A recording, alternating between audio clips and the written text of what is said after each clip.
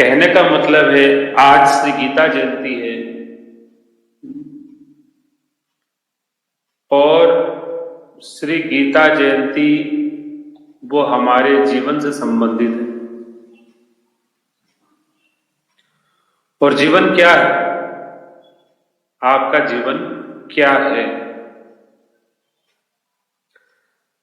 धर्म और अधर्म के युद्ध में जो उतरा हुआ है वही जीवन है।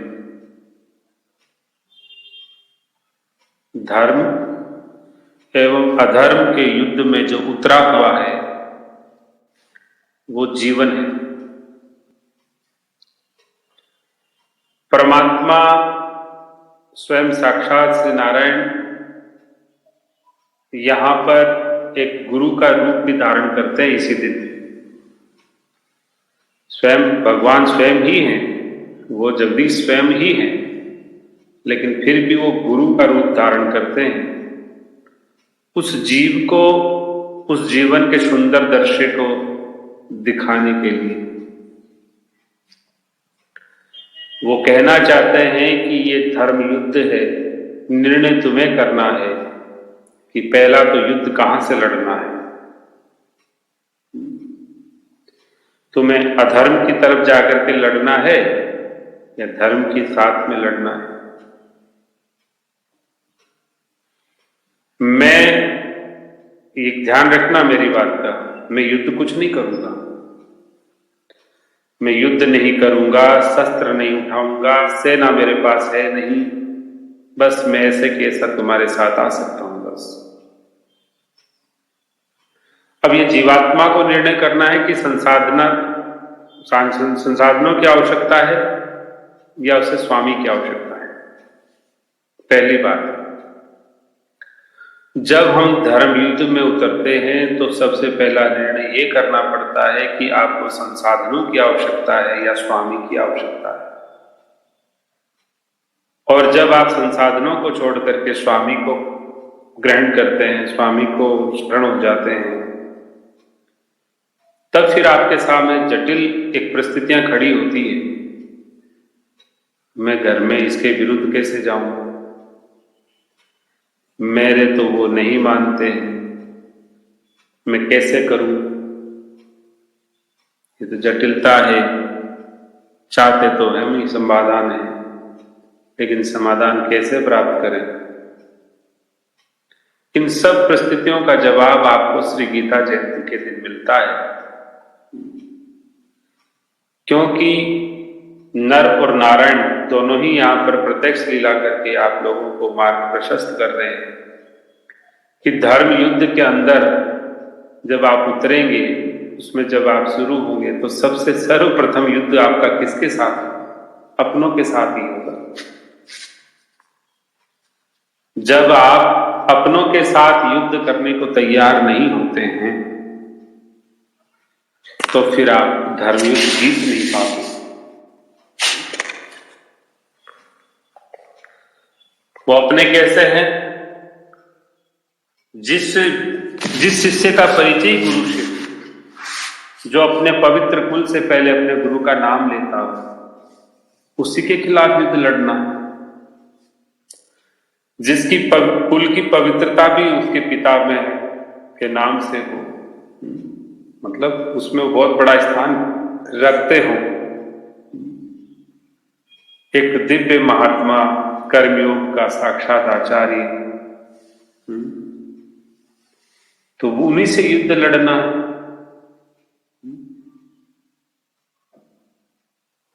तो ऐसी कितनी गंभीर परिस्थितियां आएंगी, तो फिर जीवात्मा क्या कहता, मैं तो नहीं, मैं युद्ध नहीं लड़ पाऊंगा, अपने तो राम राम कर लेंगे बैठे बैठे, इन झमेलों से दूर रहेंगे, मैं जंगल में चला जाऊंगा, भिक्षा ग्रहण कर लूंगा, सब काम कर लूंगा, लेकिन युद्ध नहीं लड़ूंगा।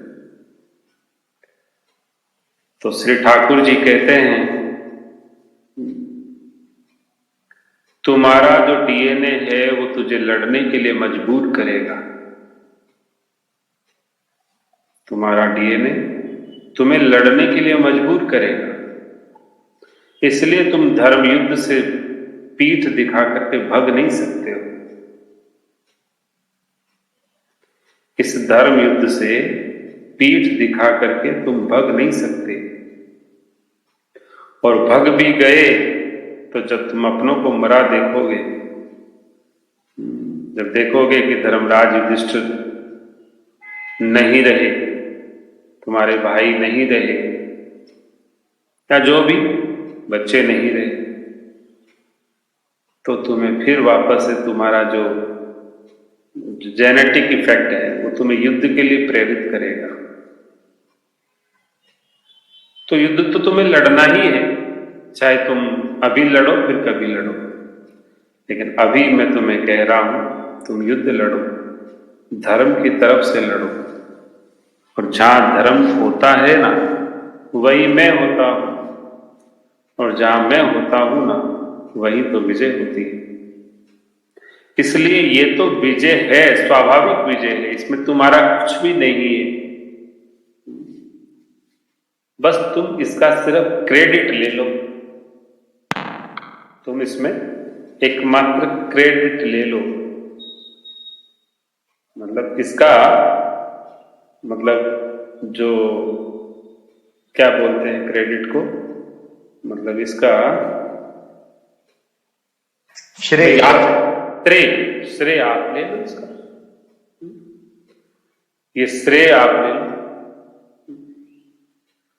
ये तो होना है कि अधर्म मिटेगा, अधर्म तो मिटेगा, लेकिन मिटा मिटाया अधर्म है, तुम्हें मैं निमित्त बना रहा हूं, तुम निमित्त बन करके इसका क्रेडिट ले लो, श्रेय ले लो। इस जीवात्मा को जगाने के लिए परमात्मा ने एक गुरु स्वरूप धारण किया, उपदेश दिया,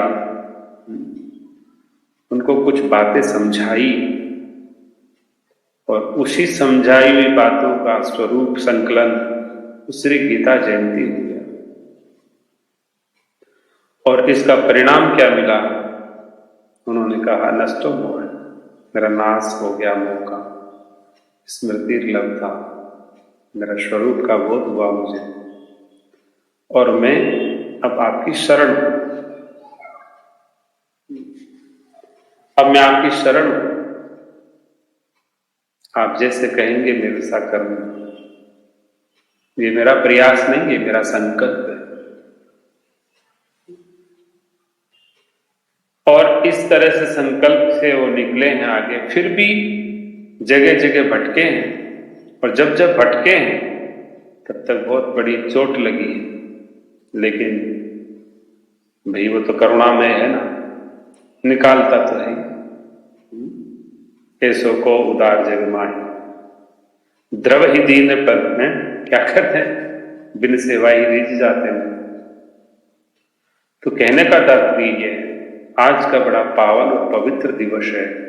इसी दिवस पर पालनहार सनातन फाउंडेशन की तरफ से भी आप लोगों को एक सीख है, एक सुझाव है। जैसे श्री ठाकुर जी उनको जबरदस्ती दे रहे थे, तो इसी तरह से हम भी आपको एक पालनहार की तरफ से जबरदस्ती वाली घूंटी दे रहे हैं। आप आज वर्तमान युद्ध में चाहे कहें या नहीं कहें, लेकिन एक धर्म युद्ध में फंसे हुए हैं। आप झूठ बोले, पाखंड करें, ढोंग करें, स्वांग करें, कुछ भी करें, लेकिन ये सत्य है, आपका हृदय जानता है कि आप एक धर्म युद्ध में फंसे हुए हैं। आप हृदय से कुछ और चाहते हैं, लेकिन वो कर नहीं पाते। आप समझ रहे हैं कि हम गलत कर रहे हैं, फिर भी रोक नहीं पाते। आप ये बहुत अच्छे से जानते हैं कि मेरी मंजिल, मेरी राह, और जो मैं दिखा रहा हूं उसकी भी राह अंधकार में ही राह है, लेकिन फिर भी किसी अनसीन कोर्स में आप बहे जा रहे हैं। एक अदृश्य शक्ति आपको उड़ाए ले जा रही है, एक भेड़ चाल में आप खींचे जा रहे हैं। याद रखिए, धर्म युद्ध जब हुआ, महाभारत जब हुआ, तो पांडवों के पास सेना भी कम थी, योद्धा भी बहुत कम थे, भीड़ तो कौरवों के पास थी, भाई भी वो 100 थे। तो कहने का मतलब है उनका कुटुंब बड़ा था, उनकी सेना बड़ी थी, झुंड उनके पास था, साम्राज्य उनके पास था, लेकिन मात्र 5 पांडव भगवान के भरोसे चले थे, भगवान के संग चले थे, इसलिए उनका विजय हुआ। इसलिए आप अपनी जो हृदय की पीड़ा है इस मंच पर आप रख सकते हैं। आप भले अपना नाम मत बताइए, आपको कौन जानते हैं, कोई जानता नहीं। इसमें वीडियो दिखाना नहीं पड़ता है, नाम तो ऑलरेडी पता नहीं किसी का क्या नाम है, किसी का क्या नाम है। कोई ABCD लिख के आता है, कोई XYZ लिख के आता है, नाम का कोई पता नहीं जेंटू चार्ली लिख के आता है। तो नाम से तो आपके ID से तो आपको रिकॉग्नाइज नहीं किया जा सकता। दूसरी बात यह है कि आपको अपने बंद कमरे से ही बात करना है, तो आपको शर्म और संकोच किस बात की है? हमारे परम पवित्र श्री विश्वनाथ जी, भगवान श्री पशुपतिनाथ के श्री चरणों से हमारे अधिकारी महोदय इतने अच्छे पवित्र कुलीन विप्र आपसे जो त्रिकाल संध्या करते हैं नियम से, और वो आपसे बार बार आग्रह करते हैं, भैया आप बोलिए ना, हमको नाम लेना अच्छा नहीं लगता, क्योंकि नाम लेना नियम है कि नाम नहीं लेना, तो वो नियम बंधे हुए। लेकिन हम कितनी जड़ता में फंसे हुए, हम भयंकर जड़ता में फंसे हुए। तो उस कृतज्ञता के अपराध से बचिए, और यदि आप थोड़ा सा भी कृतज्ञ होना चाहते हैं तो कम से कम राधे राधे ही बोल दो, राम राम बोल दो, हर हर महादेव बोल दो। क्या आप जिसको भजते हो, जय भूतनाथ बोल दो, जय महाकाल बोल दो, अरे कुछ तो बोलना चाहिए ना। उम्र में भी आपसे किसी से बड़े हो सकते हैं, मतलब एक थोड़ा सा अपने को एक मानवता है, फिर इसी का रिफ्लेक्शन आपके जीवन में दिखाई पड़ता है। आप बच्चे को बहुत कहते हो, बच्चा सुनता ही नहीं। हमने हर बार कहा है इस सृष्टि में एक्शन का रिएक्शन होता है। और समझना चाहते हो तो एक कूप में जाना, कुएं में जाना, जो अभी तो कुएं है नहीं, लेकिन यदा गदा खाली पड़े होंगे कुएं, लेकिन उसमें झांक करके राम राम बोलना तो राम राम निकलेगा। ये फोर्स है। यहां पर हम छोटी छोटी चीजों को समझते नहीं है, और उसी का दुष्परिणाम हमारे जीवन में हॉस्पिटल है, मैकोले है, पुलिस है, कोर्ट है, और वो भी जिंदगी भर समाधान नहीं दे पाती है। 40 साल हो गए कोर्ट में धक्के खाते, जीवन पूरा हो गया हॉस्पिटल के चक्कर लगाते, 4 पीढ़ियों से डिग्री होल्डर निकल रहे हैं, लेकिन समाधान किसी को नहीं मिल रहा है। इसका कारण क्या है कि आपको विदेशी सिस्टम, पाश्चात्य दर्शन से समाधान नहीं मिलने वाला है। मिलेगा तो आपके अपने निज दर्शन से मिलेगा, और निज दर्शन से मिलेगा ऐसा नहीं। आप ये भी हो सकता है कि हमारे दिमाग में कुछ केमिकल लोचा हो गया हो, हम दिमाग से कुछ सटिया गए हो, पागल हो गए हो, कुछ भी हो सकता है ना कारण। लेकिन आप उस चीज को फ्री में तो प्रैक्टिकल करके देखना है, कौन सा पैसा लग रहा है। भाई हमारी आत्मा तो धन में बसती है, तो धन तो नहीं ले रहे कोई, बस यहां पर आप जो रख रहे हैं बात, उसका एक समाधान दे रहे हैं, उसको आप करेंगे तो देखेंगे कहां गया मामला।